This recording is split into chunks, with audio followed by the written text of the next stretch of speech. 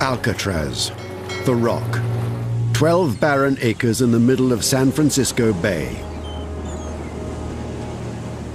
In 1934, it seemed a perfect place for an escape-proof prison for America's worst criminals. Alcatraz was America's most notorious top-security prison. Escape attempts were rare. All who had tried were caught, killed, or drowned.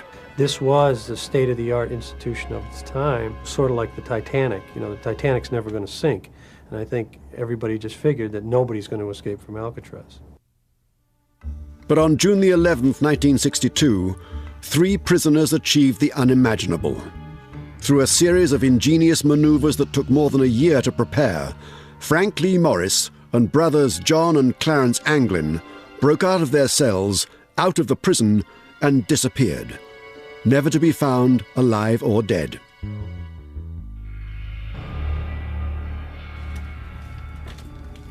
It's still a mystery whether they survived or drowned. Some say they are living. Sightings have been reported in southern Georgia, in Florida, and South America. The case is still open some 40 years later.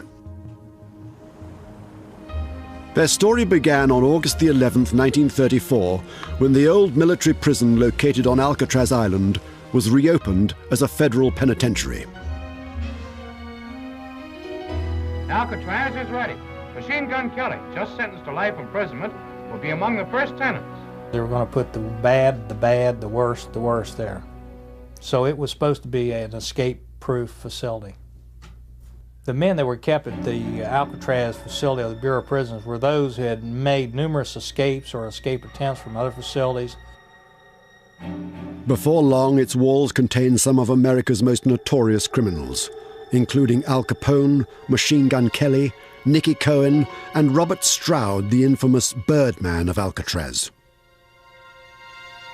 You have to think of Alcatraz as the top of the pyramid. Alcatraz was designed to hold the biggest behavioral problems. They had killed somebody, knifed somebody, or they'd had a history of escapes. So it was really the prison for the men who had the worst behavior in other prisons.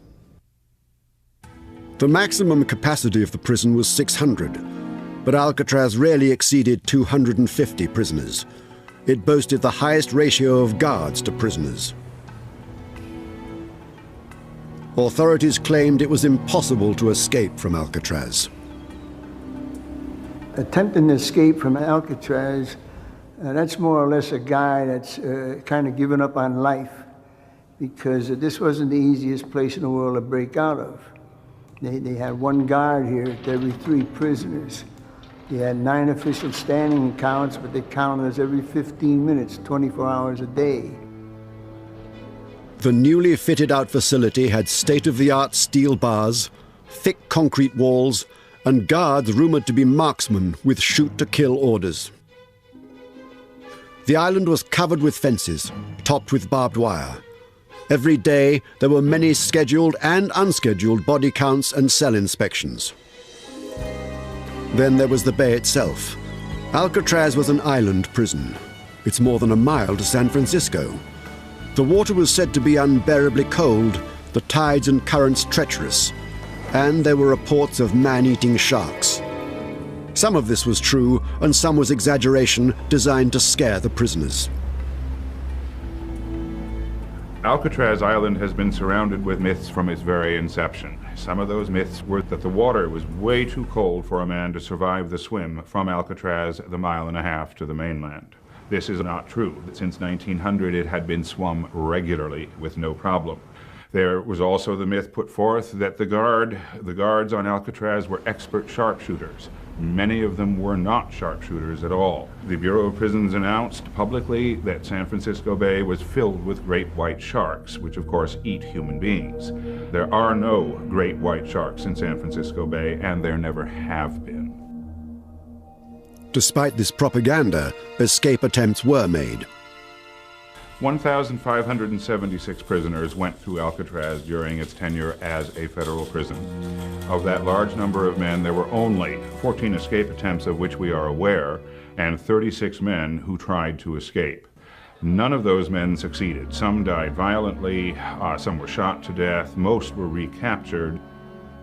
Some attempts were mad dashes to freedom, some involved terrible violence, some were hopelessly inept, but they all failed.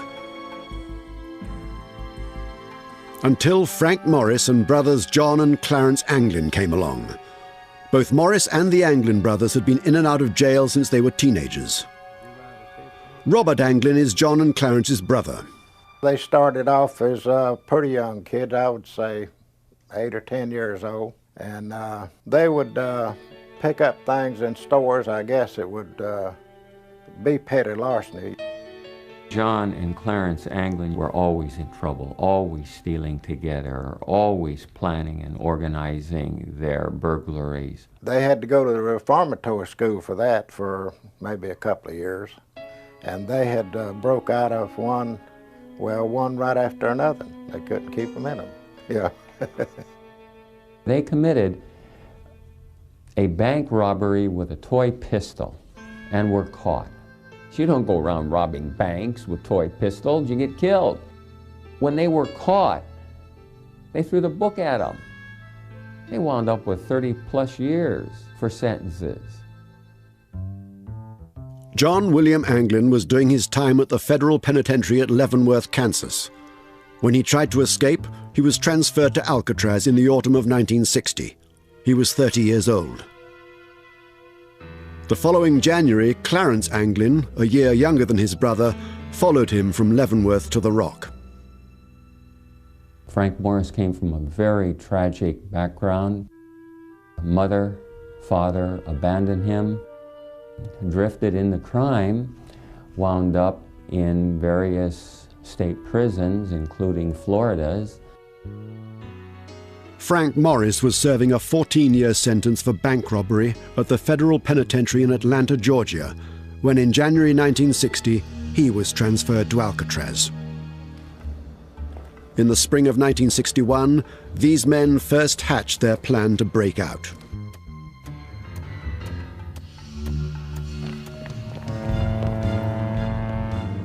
But it was more than a year before they made their escape. The plan to break out of Alcatraz was actually made by 4 men: Frank Morris, John and Clarence Anglin, and another prisoner named Alan Clayton West. West had been in Alcatraz since June 1958 and had spent a lot of time in solitary confinement. Alan Clayton West is an enigma in the entire escape. He is the man who claims he planned this event. West was the key to the escape. Prisoners at Alcatraz were entitled to food, clothing, shelter, and medical attention. A prison job was a privilege to be earned. West had a job. Alan West was a maintenance orderly, and this was a perfect position because he started out painting the cell house, which put him up on scaffolding, which put him in different cells and around the cell block, and he was able to see that there was a vent that he thought that might be vulnerable and that he could maybe get out of that ceiling vent. While cleaning the top of this cell block in the spring of 1961, West discovered this narrow ventilator shaft to the roof. Although it was covered with bars, finding it marked the beginning of the plan. The 4 conspirators had cells near each other, West next to Morris and the Anglin brothers next to each other a few cells away. The location of their cells on the main floor of the cell house in B block is critical to the way this escape would go down. The proximity of the cells one to another made it quite possible for them to have direct communication between themselves at any time of the day or the night. First, West told Morris about the shaft. Morris then invited the Anglins in on the plan. It became a tale of remarkable ingenuity, patience, and luck, with necessity as the mother of their many inventions.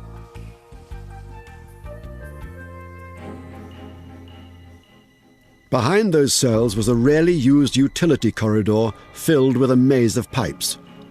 Once they were in this narrow passageway, it was an easy matter to climb the 3 stories to the top of the cell block. From there, they hoped to escape through the narrow ventilator shaft onto the roof, and from the roof off the cell house and down to the water and off the rock. But first, they had to find a way out of their cells. The only way they could get into the utility corridor, which was behind their cells, was to excavate, that is, make bigger, the vents that already existed in the back of each cell. The vents were only a few inches high and wide. The grills were buried in 8-inch thick concrete. To break through, they started with simple implements, whatever they could lay their hands on. At one point, they even made crude power tools. They also had to conceal the noise of their chipping away at the concrete. One theory is that they worked while other inmates practiced their musical instruments. Every night after dinner, the musicians were allowed to play for approximately an hour and 15 minutes. There were accordions, saxophones, trumpets, guitars. I mean, it was just a cacophony of noise. A former prisoner, Whitey Thompson, provides another explanation. He was on the same cell block as West, Morris and the Anglins, and says ongoing construction in the cell house also had covered the noise they were making. The maintaining guards was knocking out a wall over an A block to make it bigger, to make it into the records office. Them jackhammers, when they're knocking out that wall, I mean, that sound was deafening. And under cover of the same noise, Morris and the England brothers were going through the backs of their cells with these little homemade chipping hammers. Finally, after several months, they were able to squeeze their bodies through. The excavation of the vents in the back of the cells they concealed by making fake vents out of cardboard. These vents were painted with the colors of the cells. So once the men would leave their cells at night, they could conceal their exit with this fake vent. Well, they had to be very careful about leaving their cells. There always had to be one man watching.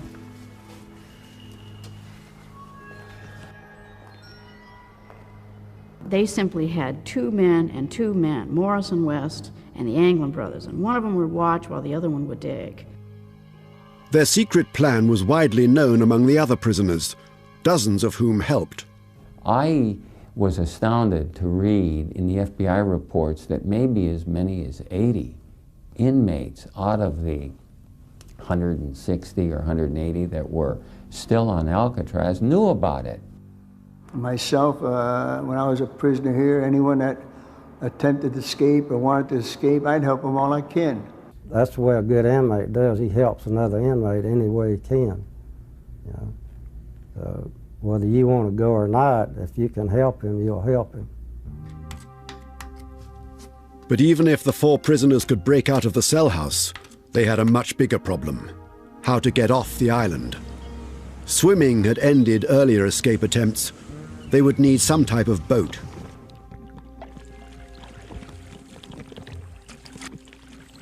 They found the solution in the prison library. In this issue, a popular mechanics magazine still kept in the Alcatraz archives, the men found an article explaining how to construct life jackets and an inflatable raft. They smuggled dozens of raincoats into the cell house and stitched the rubber backing together to make life jackets and a raft. A lot of the help that they received is what you call mule work. People carrying items back and forth from industries or from the dock or from various details, hiding things, passing them on to the next person. So there was quite a bit of that going on. They needed a place to hide these tools and a place to build their raft. Their only choice was on the top of the cell block, in plain sight of one of the guard stations. This challenge led to their most ingenious deception.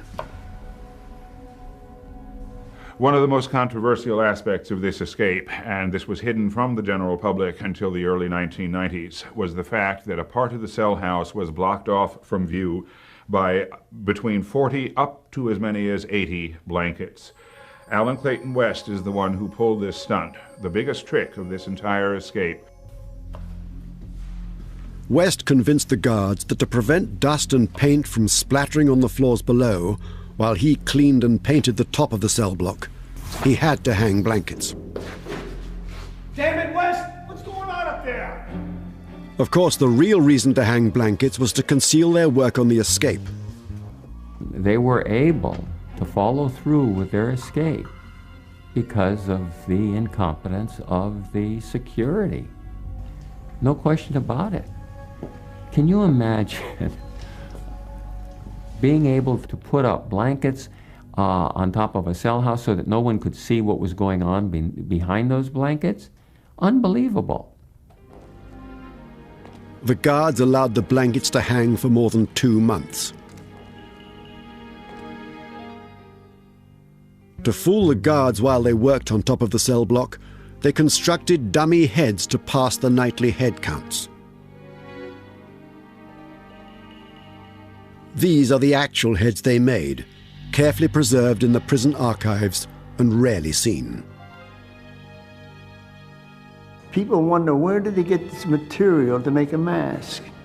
Everything was already in that cell. You take soap, mix it into a paste. You take toilet paper and mix it into mache, mix the concrete dust from the concrete, the dust you accumulate from under your bed, the soap and the toilet paper, combine it all together and you can make a terrific mask. Whitey Thompson provided an essential ingredient. I'm the artist that showed Frank Morris how to mix the color of flesh tone for them dummy heads. To make the heads as realistic as possible, they covered them with human hair. Clarence Anglin was working in the barber shop at this time, and he would leave at the end of the workday, returning to his cell, carrying real human hair in his pockets. After many months of preparation, the last part of the plan, making the raft, was nearing completion. The 4 prisoners were counting the days to their breakout from Alcatraz, the inescapable prison. In early June 1962, gradually, piece by piece, the last tools and parts of the raft were smuggled into the cell block. The time to make their move was near. If you're looking at great escapes, the Alcatraz escape was one of the best. I mean, very ingenious. They used every little tool that they could find. It really was quite a study just to see how they were able to get out of the rock, and just escaping from Alcatraz itself was quite a feat. Completing the raft that would protect them from the icy waters of San Francisco Bay was one of the last hurdles remaining between the prisoners and freedom. The raft measured 14 feet by 6 feet, and it was a very big raft, in other words. It was made out of between 40 and 80 raincoats that were waterproof, and it was successfully sewn down in the shops. And then it was taken to the top of B Block, where it was patiently, very painstakingly assembled over a series of weeks. Luckily, the prison kept no inventory of their raincoats and didn't notice their disappearance. On Monday, June the 11th, 1962, Arthur Dollison, the associate warden, was on duty. His daughter, now an Alcatraz historian, remembers the day. I was a 15-year-old kid. We had moved back to the island because my father became the associate warden. And beginning about the 1st of June, Warden Blackwell went on a vacation. And my father became the acting warden, and he was still acting warden when Morris and the Anglins left. And the night of the escape, we were all watching television down in our apartment on the island. After lights out at 9:30 p.m., the 4 prisoners began their escape.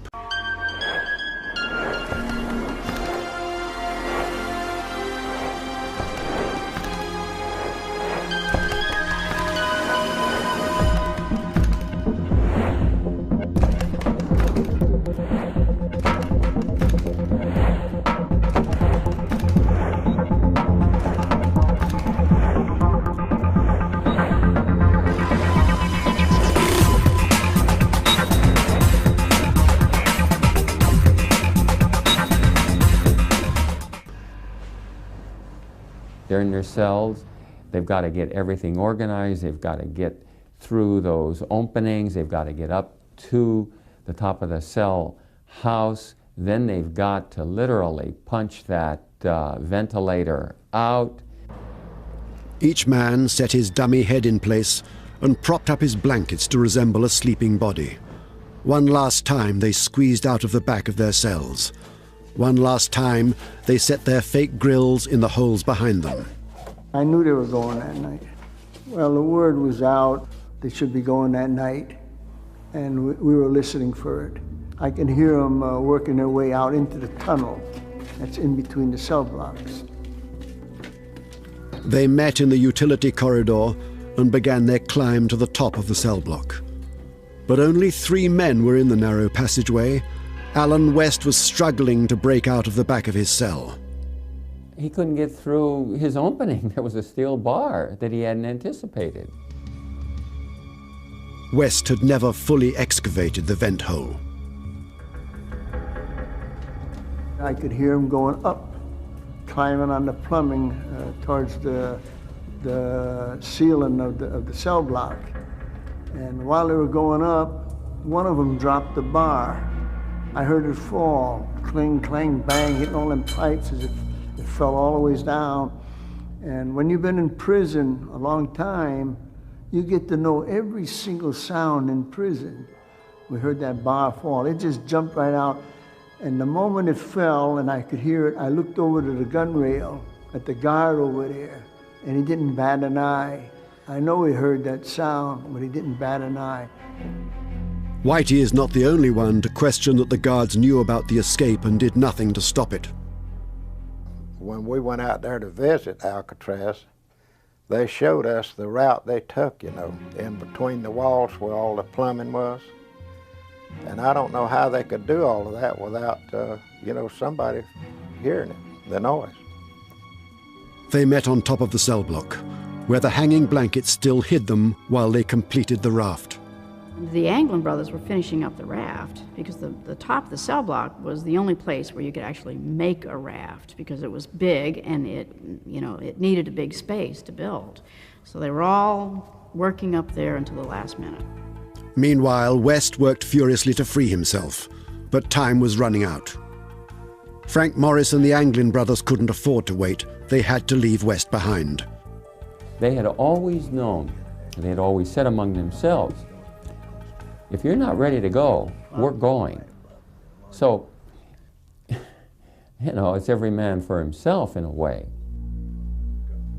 Slowly, quietly, they worked on the old rusted bars, finally removing them from the vent. Then they squeezed through the hole. Once they got up on the roof, I could hear the muffled sound of them going across that roof, like a muffled sound, almost like a little vibration, but you could feel it and as well as hear them going across that roof. And as they went across the roof, every night on Alcatraz, hundreds of seagulls settled down on that roof. And when they went across that roof, these seagulls took off. They're squawking and they're raising hell up there. I don't know how these guards couldn't help but hear it. The 3 men sped across the 300-foot roof and climbed down the 5-story building. Once on the ground, they cut their way through 2 8-foot fences topped with barbed wire and made their way past the water tower and down a grassy hill, all unseen by the guards in their towers. And there was found an imprint of a raft measuring 14 feet by 6 feet, and the men had obviously gotten in this raft and gotten off the island. Eventually, West was able to break out of his cell. He scrambled through the ventilator shaft onto the roof, but he was too late. The others had gone. The man who came up with the original escape plan waited on the roof until dawn, when he returned to his cell in despair.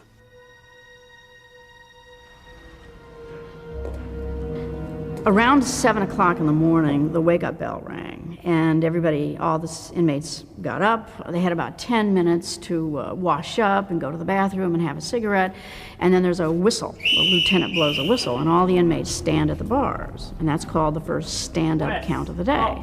Well, obviously, the dummies didn't stand up. Morris!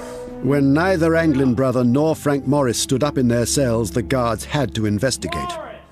He stuck his hand in there to push one of their heads to wake him up. Get up! And the head rolled over on the floor. The guard jumped out quite a ways when that head rolled on the floor. Arthur Dollison, acting warden, got the call. His daughter speaks of that morning. There was a phone call that came to my house, and my dad told me later that he reached to the phone with dread, because he just had a bad feeling. And when he picked up the phone, they said, "We've got 3 dummies in the cell house." And they meant that literally. He rushed out of the house, and then the next thing that happened is that there was a siren. The alarm could be heard everywhere on Alcatraz Island. Once the acting warden arrived, the investigation began immediately. Because of the hole in the back of West's cell, the questioning began with him.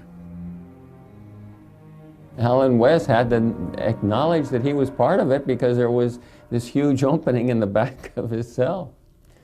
And so, of course, he was brought in, and he appeared to cooperate. I mean, there was nothing else he could do.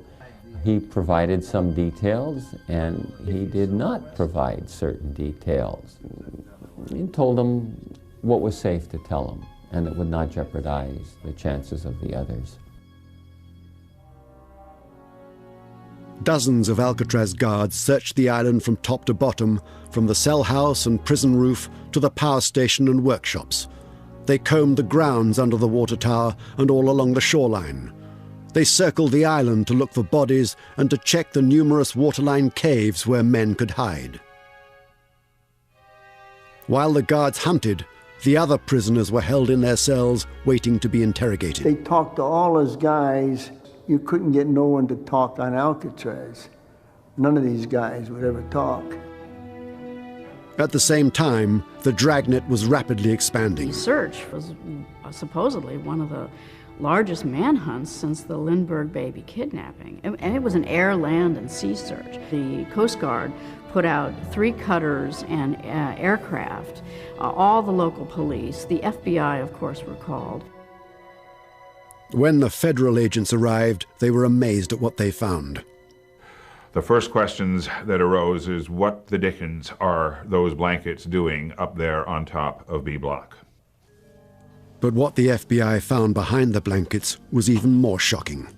It literally looks like a hardware store up there. Every sort of a tool that you could imagine had either been constructed or literally stolen from the shops or elsewhere on the prison. All the detritus necessary for a very carefully planned and complicated escape. These tools are the actual ones the prisoners used.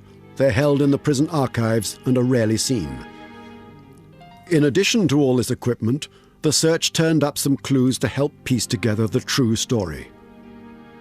Well, we know that the men actually built 2 rafts. One of them was found, apparently left behind for Alan Clayton West. It was a smaller raft. It was not so well built. There was a life preserver left on top of the cell block. There was a paddle left on top of the roof. The life preserver that was found on top of the cell block was West's. They did not need a 4th life preserver. So they left that behind for West in case he got out. The investigators doubted the 3 men could make it ashore on a flimsy raft made of old raincoats. However, as no bodies were found, the FBI operated on the assumption that the prisoners did in fact make it to land. Word of the escape was quickly picked up by the press. It was a very big story, and hundreds of leads poured in. I remember the national press that was involved in this, the big FBI manhunt. Their pictures were all over every single paper, probably around the world. 2 days after the escape, the search uncovered something in San Francisco Bay. The first thing that was found was a paddle. And it was floating between Angel Island and Alcatraz. And it was matched to a paddle that had been left behind on top of the block, so they could prove that it was a homemade Alcatraz paddle. The next day, the crew of an Army debris boat discovered an important clue in the waters just off Angel Island, more than a mile from Alcatraz. The second thing that was found about 2 days later was a packet of photographs. Now, it was actually in about 3 feet of water. It was made of the same raincoat material as the life preserver on top of the block. And when they opened it up, they found about 88 photographs, many of which were identified on the back as being an Anglin family member. Included in the packet were 9 slips of paper with names and addresses of friends and family. The FBI believed the fugitives would never have left this behind. They decided that the raft must have sunk and the fugitives drowned. But not everyone agreed. Back then, when they found their photographs, the family photographs in the water, I figured then that they had drowned. But, of course, again, you never know. They could do that to throw them off their trail. Members of the Anglin family believe the 3 escaping men made it across the bay alive. We had sent them pictures of different members of the family. They had them in a little plastic bag. And they let go of that stuff probably to throw the law off. The law finally said, you know, well, they wouldn't depart from something like that. Well, that didn't mean nothing to them. They wanted to get away. I think they made it. Over the next few weeks, more confusing clues were found. 1, then 2, then 3 of the life jackets the men were wearing on the night of their escape floated and appeared in San Francisco Bay. One of them just off the shore of Alcatraz Island, one of them out beyond the Golden Gate Bridge, and another one closer to Angel Island. But their big raft was never found, nor were their bodies. The FBI then turned their attention to the fugitives' families, especially the large southern family of John and Clarence Anglin. It has been my experience and the experience of everybody that works this kind of work that these people that escape always maintain some type of contact with their family. The Bureau began surveillance of the Anglin family members, most of whom lived in Ruskin, Florida, a fishing community on Tampa Bay near the Gulf of Mexico. They were pretty often coming out to our house to talk to different members of the family. Had we seen them, had we heard from them, and hundreds of more questions. The mail had been watched, you know, also for a number of years probably by the FBI, thinking that they might make some kind of contact with us, you know. For 15 years, the FBI searched for Frank Morris and John and Clarence Anglin, chasing leads in America and abroad. They continued to watch family members. Nothing of significance ever turned up. 15 years after the Anglin brothers and Frank Morris escaped from Alcatraz, the FBI still had not found them or their bodies. In 1977, the U.S. Marshals took over the search. One of our significant core missions in the Marshal Service is our fugitive apprehension program. And that basically is we look for individuals that are wanted by the federal court. Those that have escaped, that's our bread and butter. That's what we've been doing for years now. But could men like these really avoid capture for 40 years and disappear without a trace? Frank Morris and the Anglin brothers had such a criminal history going back to their childhood, and many, many escapes and escape attempts. They got in and out of trouble of all kinds of reasons during their entire lives. So the question has always arisen in my mind, could these 3 individuals get away and stay out of trouble for all these many years since then? Once you escape from Alcatraz, you go underground, and that's it for the rest of your life. You simply become part of the woodwork. You're ordinary.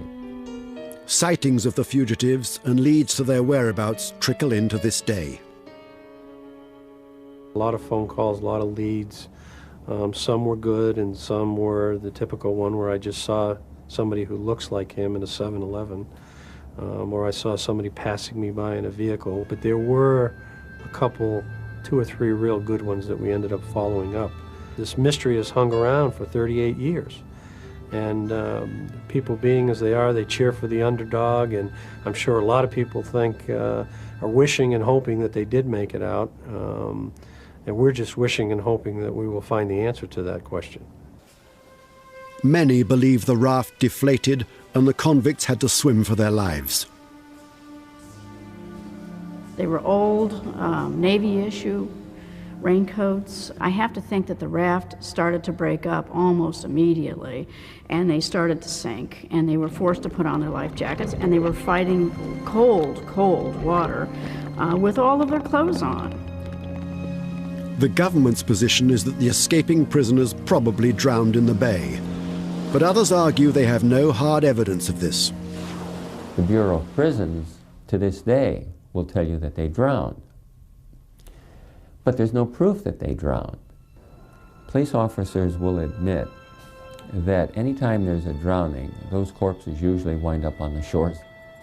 For 3 to not wash up anywhere tells me they definitely made it.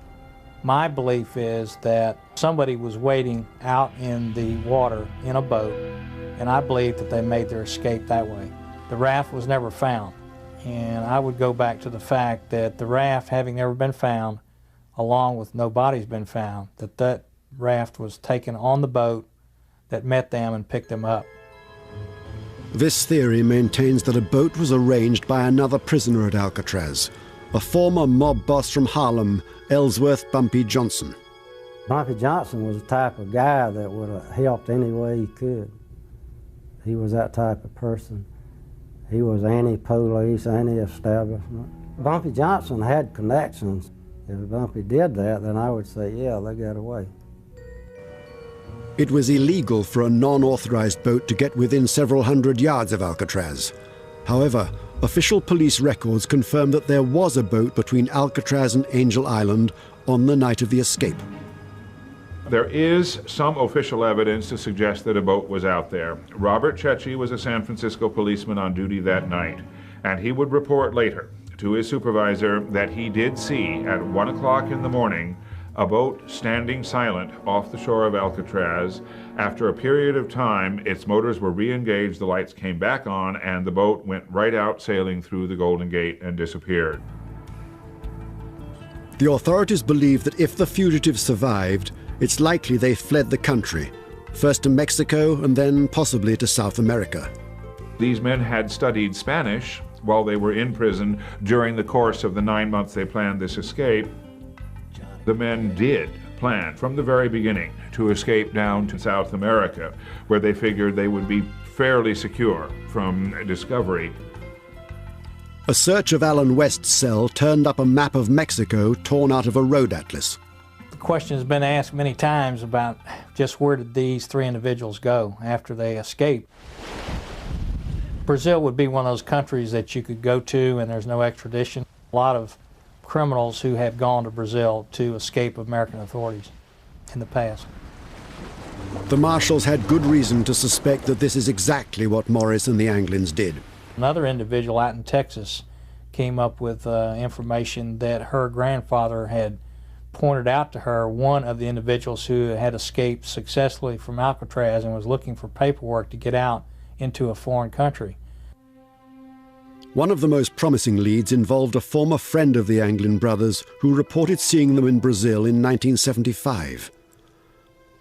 Art Roderick was directly involved in the investigation and interviewed the informant himself.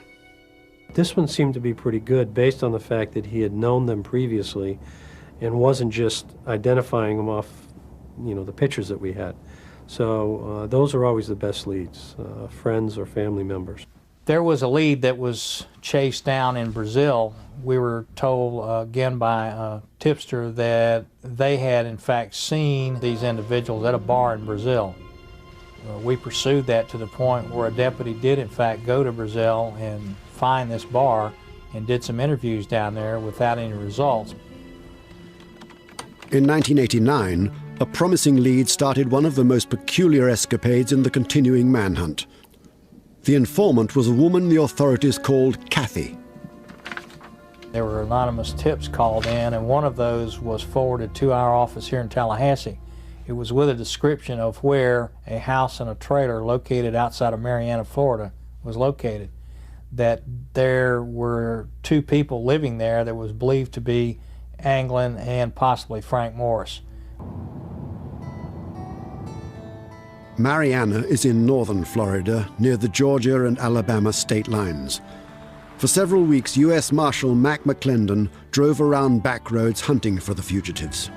That lead led us through half the county, and we did not find the place we were looking for.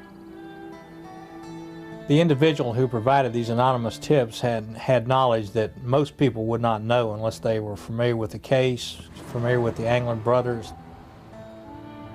In spite of all the tip-offs and searching, they have never found the fugitives. Some cite a great deal of circumstantial evidence suggesting the fugitives survived.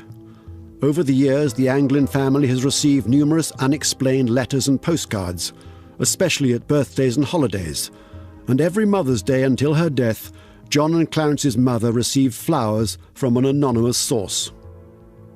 There have been other incidences, mysterious telephone calls that have persisted from 1962 all the way to this very day. And then there's the story of the funerals of the Anglin parents. These may just be rumors, but they're widely told and believed. In 1973, their mother died. We know that at the funeral for Rachel Anglin, the mother of the two Anglin brothers, we know the FBI was there attending this service, and we know that two tall women, unusual looking and very tall, showed up. They were in long dresses, heavy makeup, said not a word to anyone, and disappeared long before any of the FBI agents who were there at this same service could question them. If Frank Morris and the Anglin brothers were still alive today, what would they look like? The History Channel asked the National Center for Missing and Exploited Children to use its unique computerized age enhancement process to see how the famous fugitives might look today. Art Roderick, the U.S. Marshal's Chief of Investigative Operations, has hunted these men for many years and helped the engineer. The computer technician copies aged facial features and pastes them into the new profile to suggest how the men would appear now. So what you have is like a file in there with a bunch of noses, and you pick the one that's closest to the original mugshot of Frank Morris. Right. And then pull it up and then, okay. Morris was 35 years old at the time of the escape and would now be in his early 70s. It's startling to watch John Anglin age from his early 30s to his late 60s. Clarence Anglin's image goes through a similar transformation. This is what he might look like if he was still alive today. Hopefully this will assist you guys in your efforts to try to locate these three escapees. Looks fantastic. It'll definitely generate some phone calls. After some 4 decades, there's still no consensus regarding the fate of these famous fugitives.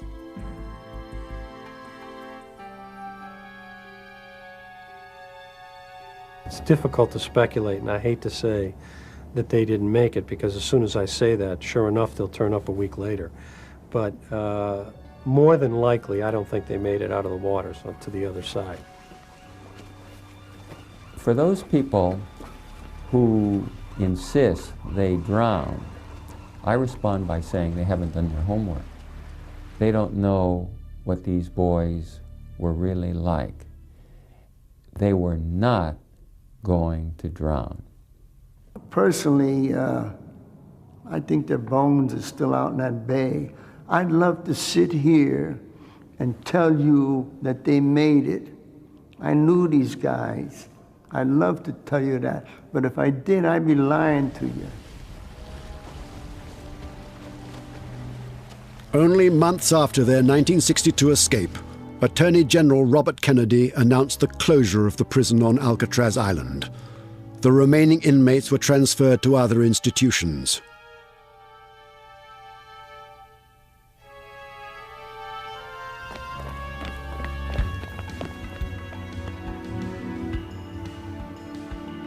Now Alcatraz, the escape-proof prison, stands empty in San Francisco Bay and has become a tourist attraction.